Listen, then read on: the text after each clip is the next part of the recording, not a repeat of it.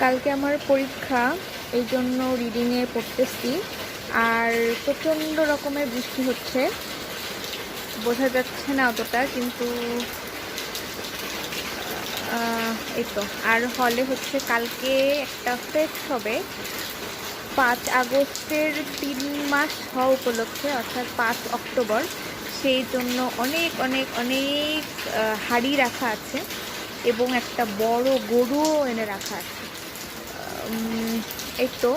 এছাড়াও পুরা হল মোটামুটি লাইটিং করা আছে, একটু একটু দেখা যাচ্ছে এইটাতে। দেখি,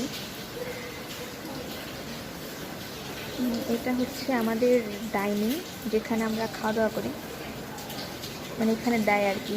এখান থেকে এটা ক্যাশ কাউন্টার। তারপরে এই তো আমাদের সুন্দর ফুল গাছ।